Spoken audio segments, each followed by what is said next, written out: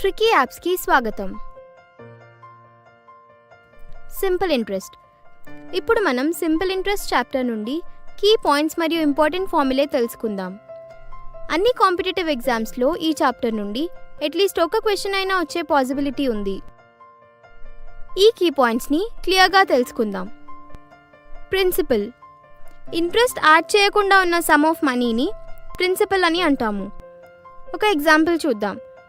David 10,000 రూపీస్ని ఒక particular టైంకి బ్యాంక్లో డిపాజిట్ చేస్తాడు. ఇక్కడ 10,000 అనేది ప్రిన్సిపల్ మనీ. మనం ఎవరి దగ్గరైనా మనీ బారో చేసినా అంటే లోన్స్ తీసుకున్నా ఆ మనీకి ఇంట్రెస్ట్ యాడ్ చేయకపోతే దాన్ని ప్రిన్సిపల్ అని అంటాము. Rate of interest. Principal amount మీద ఇంట్రెస్ట్ ఛార్జ్ చేసే రేట్ని రేట్ ఆఫ్ ఇంట్రెస్ట్ అని అంటాము. రేట్ ఆఫ్ ఇంట్రెస్ట్ ఎప్పుడూ పర్సంటేజ్ టర్మ్స్లో ఉంటుంది. ఒక ఎగ్జాంపుల్ చూద్దాం.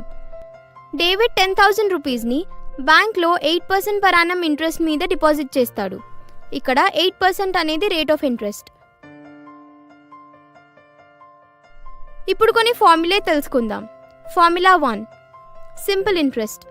ఒక సర్టెన్ డ్యూరేషన్కి ఒక ప్రిన్సిపల్ మీద క్యాల్కులేట్ చేసే ఇంట్రెస్ట్ని సింపుల్ ఇంట్రెస్ట్ అని అంటాము.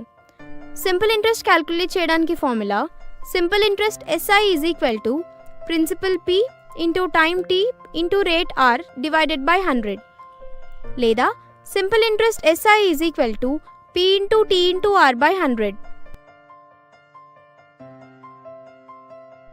ఒక ఎగ్జాంపుల్ చూద్దాం.